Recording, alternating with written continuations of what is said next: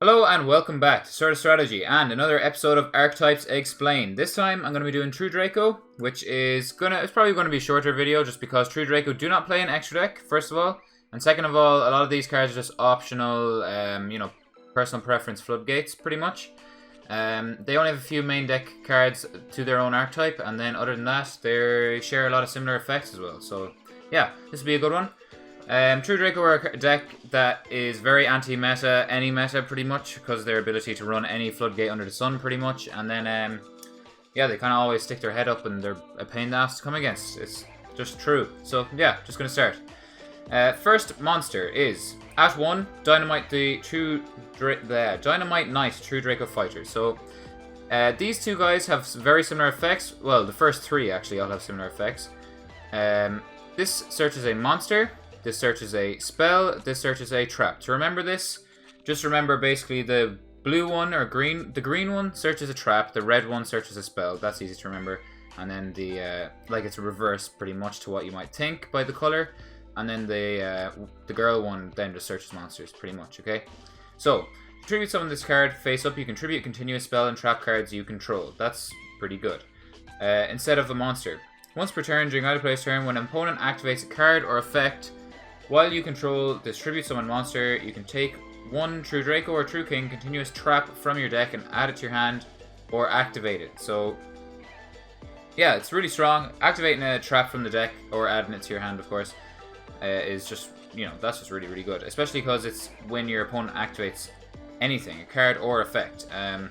So these all have that effect then. So I'm not going to go reading the whole effect again, but basically this guy says when your opponent activates a card or effect, activate or search a trap. This guy says when your opponent activates a card or effect, activate or search a spell.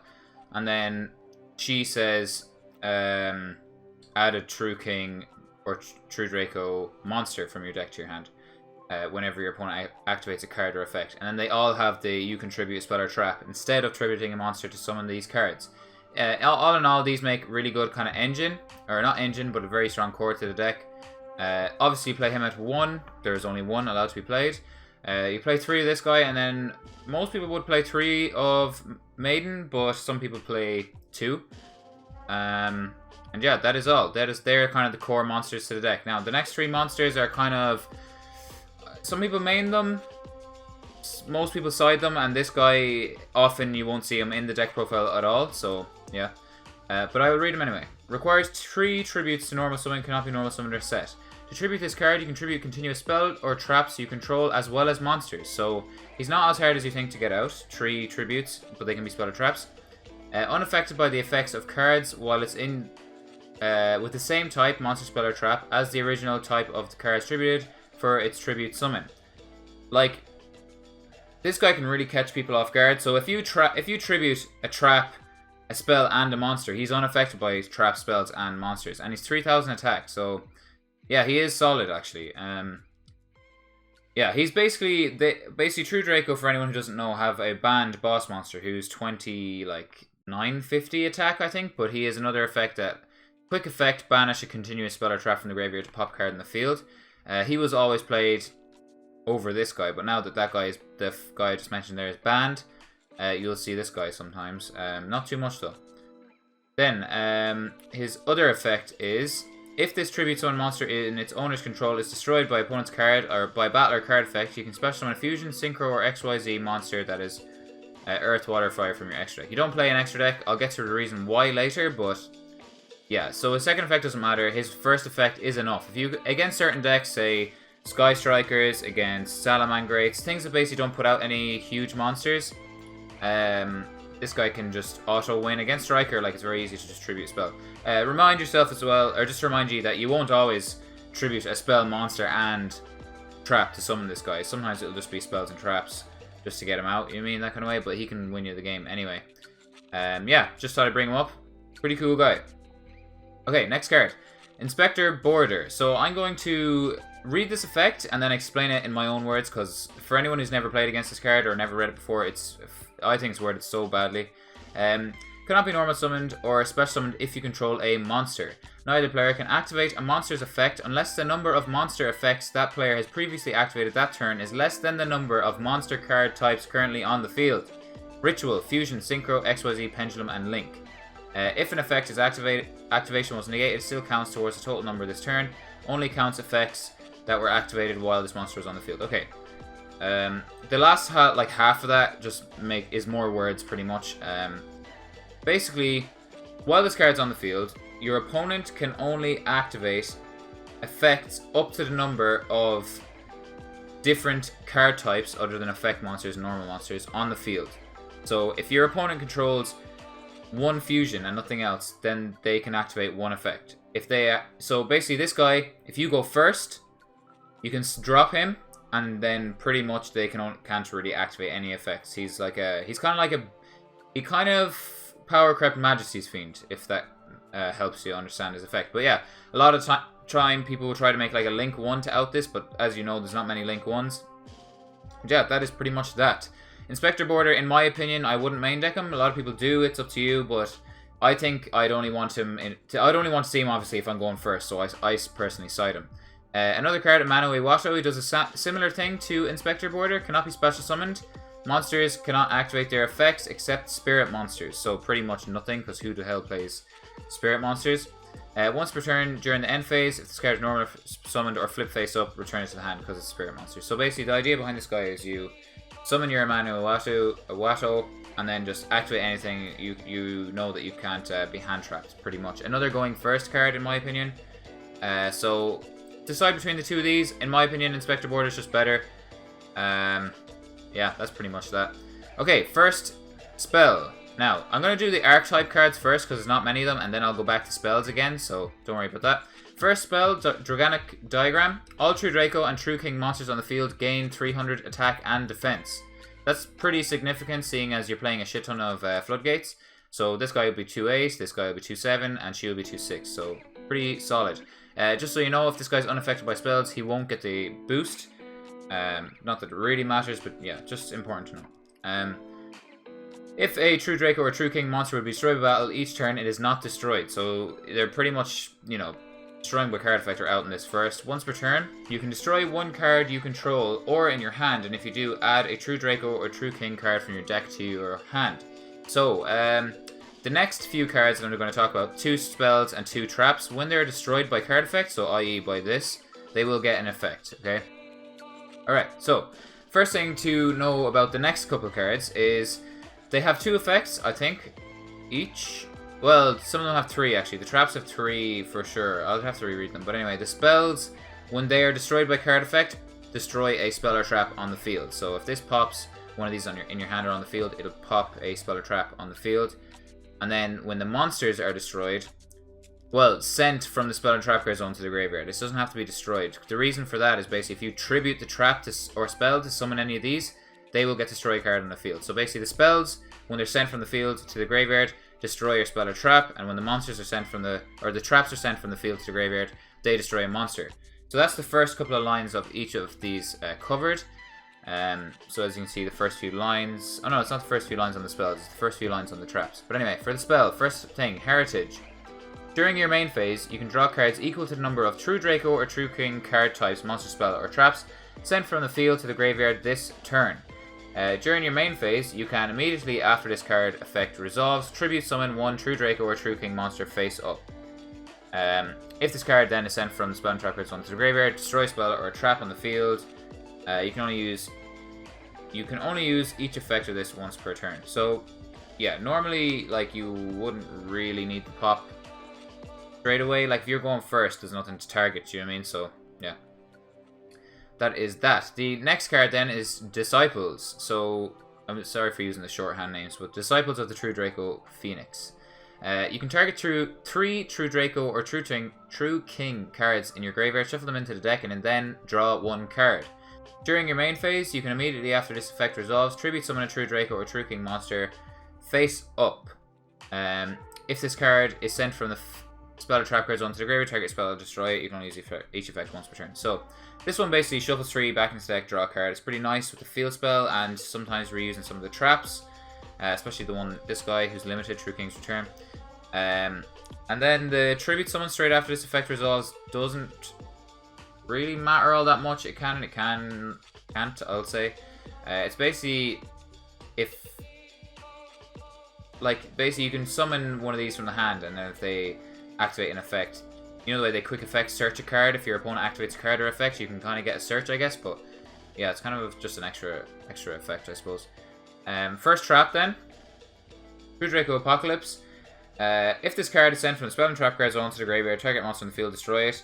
You cannot activate the following effects of this card in the same chain. So it has two effects, they can both be used in the one turn, but not in the same chain. It's important because, you know, using both effects in one turn is great, so make sure you know you can do that, just not in the same chain. You can target one other True Draco or True King card you control, destroy it, and if you do, the attack and defense of all monsters your opponent controls become half their current attack and defense, okay? So what that basically, it's a defensive trap, like a battle trap, kind of. Well, it's not a battle trap because they don't have to attack to use the effect, but and also it can really be annoying when it pops, say, another copy of itself or the other trap or the spells. So you'll basically pop a card on the field, one of your back row, and then the back row you pop will pop an opponent's card, and then they'll also half all their attacks. So it's really annoying, interruptive kind of play, while also you're sitting on a load of floodgates, because that's just what this deck does. So yeah, it is pretty good effect, actually. It doesn't sound that great, half in the attack, but it is really annoying. During your opponent's main phase, you can immediately, after this effect resolves, tribute summon one True Draco or True King monster face up. You can only use the effect of this once per turn. So the trap one is a bit better, the tribute summon straight after the effect resolves. It's a bit better because you can do it on your opponent's turn and get more searches off these guys then while your opponent tries to play, pretty much. Both of the traps have that second effect, and yeah, basically the first effect of this just allows you, yeah, as I said, to pop your own stuff, and then you pop your own back row, and then they interrupt your opponent's plays. Now, last card, True King's Return. This is at 1. If this card is sent from the spell and trap card zone to the graveyard, target monster on the field, destroy it. You cannot activate the following effects of this in the same chain, but you can activate them in the same turn. Very important, as I said before. You can target a True Draco or True King monster in your graveyard, special summon it in defense. Also, for the rest of the turn, you cannot special summon. So, this just basically gives you more searches, pretty much, because the monster is on the field. You'll usually summon back one of these boys, as, you know, you don't run anything else, obviously. But yeah, you'll get a search off these, and then it says you can tribute, with the second effect, you can tribute summon a different one, if you have a different one, and then get another search. So it is actually really strong. And also it can be good for the OTK if you end phase summon something, not an OTK, but a finisher, I should say. Like if end phase, use this, just bring something back, comes to your turn, you have 2 cards on the field now. You know what I mean? Like going first, this deck can really just stop your opponent from playing the game pretty much, and then this summoning something back from the graveyard is just really, really strong in general. Especially if you use the second effect of this first, or of the other trap, I should say. You can tribute on your opponent's turn, summon a guy, get an extra search, and then at the end phase, bring something back using this. Now you have 3 monsters on the board, and they're all like at least around 2-5 each, nearly. You know what I mean? So that's a lot of damage. And yeah, that's all the in-archetype cards. So pretty much the gist of the deck is to put these out and get searches, pretty much gain advantage over your opponent using these. Activating this gives them a boost in attack, and then also gets you a search. It's really good, especially with your 2 terraforming. You have 5 of this. These basically give you draw. These recycle your stuff and let you draw 1. This halves your opponent's attack and lets you pop your own stuff on your opponent's turn to interrupt them, and then tribute summon on an opponent's turn. And then this summons from grave and lets you tribute summon on an opponent's turn. So yeah, really, really strong kind of core of the deck. And then with these annoying Floodgate monsters, and then this guy being pretty much a towers, it's pretty nice. Then, other cards you play in this deck. By the way, I'll go over the ratios now, actually. So 1, 3, 3 or 2, depending on preference. 1 or none. Main deck or side deck, you'd side like 2 or main deck 2. It's usually this if you want to play this over border, main deck or side deck 2. But I personally prefer with these 2 cards to side them.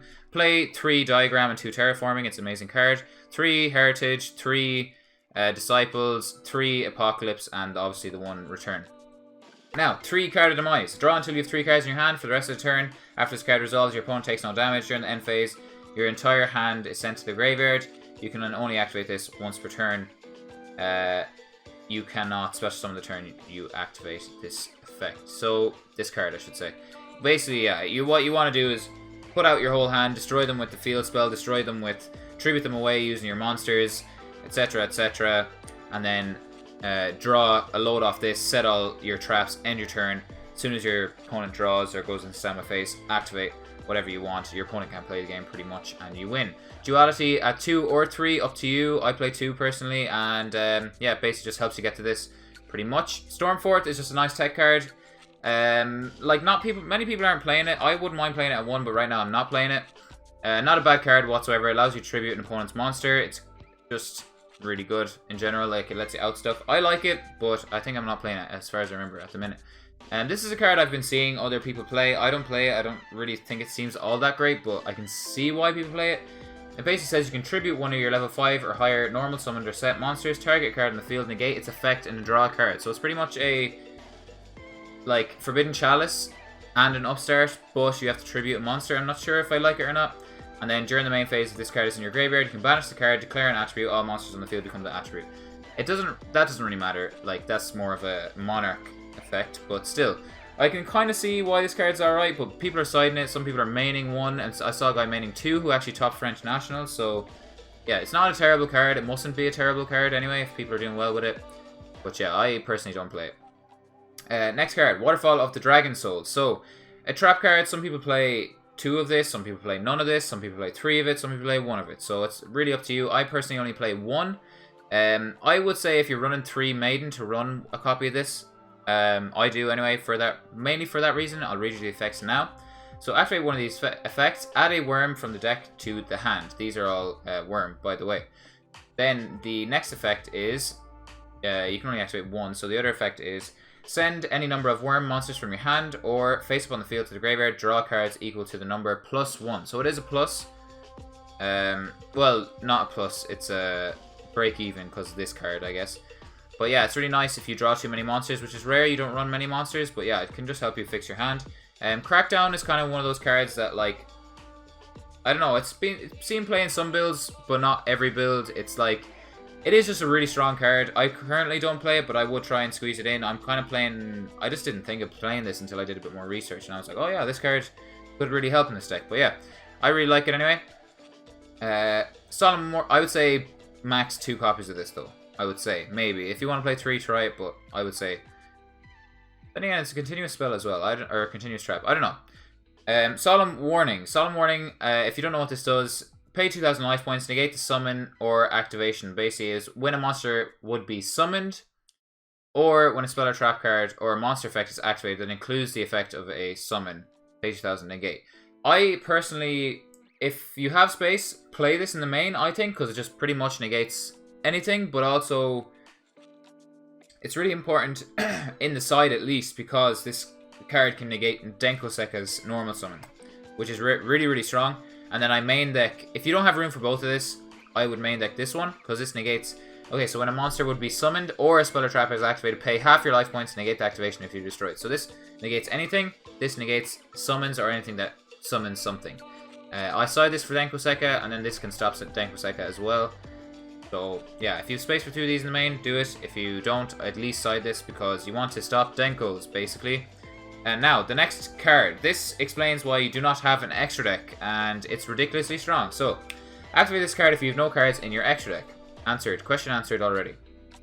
And you control a tribute summoned monster, which you pretty much always will. Negate the effects of all monsters on the field while those monsters are face up on the field, except tribute summoned monsters. So it's a skill drain, but just for your opponent. It's ridiculously good.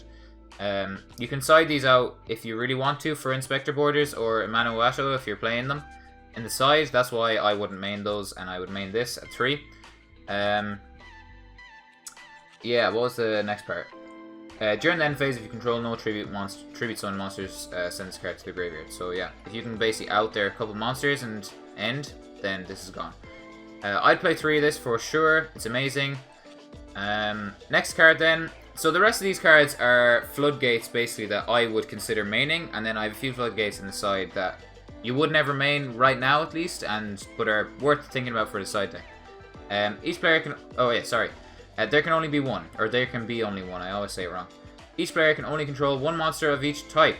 If a player controls 2 or more of the same type, they must send some to the graveyard until they control 1 monster of that type. This is basically, can be, even going second, it can be okay, because you can activate it and then your opponent has to send a load of stuff to the graveyard. It'll probably get negated, but just saying. It's really good against pretty much every deck right now. Like, Thunder Dragons maybe can summon 2 things, but then they can't really use the extra deck too well. It's basically, like, this is really, really good. Yeah, I would main 3 of this as well. Right now I'm maining 3. This card then, Summon Limit, is kind of another card that's similar to There Can Be Only One. It's like kind of personal preference, but in my opinion, There Can Be Only One is a lot better right now. But this is still a great card too. Neither player can summon more than 2 times per turn. And that is pretty much the effect. So, yeah, really good. Next card, Anti-Spell Fragrance. Both players must set spell and traps, or spell, sorry. Must set spell cards before activating them and cannot activate them until the next turn after setting them. So, basically, yeah, just another strong Floodgate. It's pretty much good against every matchup except for Thunder Dragons. And, yeah, it's just ridiculous, really. It's just good in general. Next card, Skill Drain. Pay 1,000 life points. The effects of all face-up monsters on the field are negated while those monsters are face-up on the field, but their effects can still be activated. So, Skill Drain is, yeah, very strong, but if you're running 3 of this, I don't really see the point in maining a Skill Drain, because Skill Drain negates your own stuff, and these search all the time. So, I personally main 3 of this and no Skill Drain. And then, last card, Imperial Order. Negate all spells on the field. Once per turn during standby phase, you must pay 700 life points, or this card is destroyed. So the idea is you basically use your spells on your turn, set this face down, you know, you set up basically the unbeatable board, and then in their standby phase activate this, and then they're pretty much fucked. So, yeah. That is all main deck stuff. I'm going to go side deck now. So, first card, Dark Bribe. This card is actually way more important than you think. And people are like, oh, no, Dark Bribe, that lets your opponent draw, it's a bad card. But if you know you're going to be going first, and your opponent is deciding to be going second, you need this card for Twin Twisters, evenly matched. All that kind of stuff, and the chances of them drawing into another one is very unlikely. But yeah, I would definitely side at least 2 of these. I would consider 3, but right now I'm siding 2. You'll usually see it if you're siding 2 because of the demise, duality, etc. If you're playing Upstart Goblin even, which I am, you know, it just gives you a higher chance of seeing this. So I side 2 of this. Imperial Iron Wall is actually a good Floodgate. I don't know if there's any need to play this when you can side things like Summon Limit or main Summon Limit if you really want, or There Can Be Only One, or this. But yeah, just keep it in mind, it is a good card in general. Goes and Match, another one that's not really that amazing this format, but it's not the worst, I suppose. Each player can only control 1 attribute. Send all other face-up cards to the graveyard, or they control to the graveyard. And then the last card, Rivalry of Warlords. Each player can only control 1 type of monster. Send all other face-up monsters they control to the graveyard. For anyone who's really new and doesn't know, a type is Worm down here, and then attribute is Water up here. So yeah, these will be better depending on the format, but right now you're better off kind of just playing these, you know what I mean? And yeah, that is that. So I'm going to show you a build now, and there's nothing really to explain here. It's kind of a Floodgate, Floodgate focused deck. It plays slow, it keeps your opponent from putting stuff on the field, it's annoying, and yeah, you're like, there's no combos or anything that you really need to know, honestly. Alright, so, the deck that I am playing currently is 1 Draco Fighter, obviously, 1 Draco Warrior, or 3 Draco Warrior, 3 Maiden. I'm playing 3 Maiden with the 1 Waterfall, as I said. 3 Diagram, 2 Terraforming, 3 Heritage, 3 Disciples, 3 Demise, 2 Duality. I'm playing the 1 Desires. A lot of people play 1 or 2 Desires. I personally just play 1. Like, you know, I don't know. If you play 2, there's a chance to draw into another one. You can only do once per turn. And also, I don't know. I wouldn't want to play 2 in this. You draw enough anyway. I don't think you need it. This is kind of just, if you see this on top of all your other draw cards, great. Like, you play a lot of 3-ofs anyway. You'll probably search out your other shit. So, fuck it. It's fine. 1 is good. Upstart, because I'm playing 40. 3 Apocalypse, 1 Return. 3 Erupt, Monarchs Erupt. 3 There Can Be Only One. 2 Anti-Spell, the Waterfall, the Imperial Order, and the Solemn Judgment. Then I'm siding the Strike for the Denkoseka. Keep these in, because Denkoseka is a cunt. 3 Evenly Matched to 2 Dark Bribes, as I said, because Evenly Matched, and Twin Twisters. Lancia is amazing. Inspector Borders for when you know you're going first, and then Winged Dragon Sphere Mode for if you're going against what you call them, what do they call Thunder Dragons. You can sphere mode them when you're going second. They're pretty much done then because they've lost a load of their stuff. They can still OTK you and stuff, don't get me wrong, but they've used a lot of their extra deck already doing their turn 1 combos and stuff. Sphere mode them. You set all your back row, you be annoying, and then you can basically, your traps then allow you to tribute summon on your opponent's turn. So you get a trap monster down, and then you search with that. So it's pretty good. And yeah, that is the deck profile. I don't have any net decks like of any tops for this video, but I think that, in my own opinion, this is what I think's best. But yeah, anyway, this is a deck with good bit of space, many options, as I said in the last thing when I showed you, when I read through all the cards. Loads of stuff you can decide to play and mess around with yourself.